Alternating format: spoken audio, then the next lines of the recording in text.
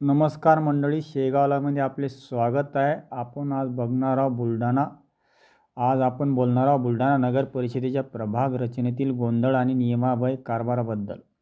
शासनाच्या मार्गदर्शक सूचनानुसार प्रभाग रचना सलग क्रमाने नैसर्गिक सीमा लक्षात घेऊन करणे अपेक्षित होते. मात्र बुलढाणा नगर परिषदेने केलेली प्रभाग रचना या सर्व नियमांना धाब्यावर बसून केली गेल्याचा गंभीर आरोप शिवसेना उद्धव बाळासाहेब ठाकरे गटाच्या प्रवक्ता ॲडव्होकेट जयश्रीताई शेळके यांनी केला आहे. त्यांनी नगर परिषदेकडे याबाबत लेखी आक्षेप नोंदवून ही प्रभाग रचना नागरिकांच्या हिताला बाधक असल्याचे स्पष्ट केले आहे. प्रभाग रचना उत्तर दिशेकडून सुरू करायची असताना ती वायव्य दिशेकडून सुरू करण्यात आली. नदी महामार्ग, रेल्वे महामार्ग, प्रमुख रस्ते अशा नैसर्गिक सीमा न लक्षात घेता विभागणी झाली. शेत सर्वे नंबर आधारित अस्पष्ट सीमा निश्चित करण्यात आल्या. विदर्भ हाऊसिंग सोसायटीसारखी एक संघ वस्ती 2 प्रभागात तोडण्यात आली.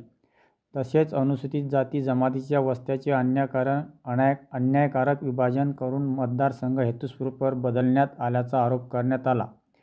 ॲडव्होकेट जयश्रीताई शेळके म्हणाल्या की ही प्रभाग रचना कागदपत्री झाली आहे. नागरिकांच्या अडचणी वाढवून विशिष्ट राजकीय पक्षाला फायदा व्हावा यासाठी हेतुपुरस्सर बदल करण्यात आले आहेत. त्यामुळे ही रचना तातडीने रद्द करून शासनाच्या मार्गदर्शक तत्त्वानुसार नव्याने न्याय व पद्धतीने करण्यात यावी.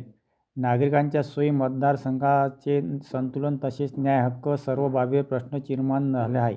तर मंडळी, बुलढाणा नगर परिषदेची ही प्रभाग रचना खरंच नागरिकाच्या हिताला बाधक आहे का की केवळ राजकीय आरोप आहे, यावर आपलं मत काय हे नक्की कळवा. बुलढाणा नगर परिषदेच्या प्रभाग रचनेवर आक्षेप नोंदवण्याची कालची अंतिम मुदत होती आणि काल आम्ही त्या ठिकाणी आक्षेप नोंदवलेले आहेत. मुळात ही प्रभाग रचना करत असताना शासनाने घालून दिलेल्या मार्गदर्शक सूचनांचे काटेकोरपणे पालन होणे अपेक्षित होते, परंतु दुर्दैवाने या नियमांकडे दुर्लक्ष झाल्याचं निदर्शनास येतंय आणि त्यामुळे त्या ठिकाणी आम्ही हे आक्षेप नोंदवलेले आहेत.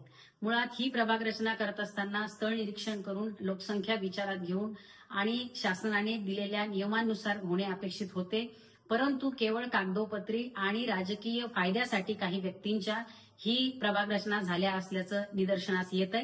त्यामुळे आम्ही आक्षेप त्या ठिकाणी नोंदवलेले आहेत आणि आमची मागणी आहे की ही प्रभाग रचना सदोष असून अतिशय सुयोग्य पद्धतीने, न्याय पद्धतीने आणि शासनाने घालून दिलेल्या मार्गदर्शक सूचनांची अंमलबजावणी करून योग्य पद्धतीने प्रभाग पुनर्रचना झाली पाहिजे.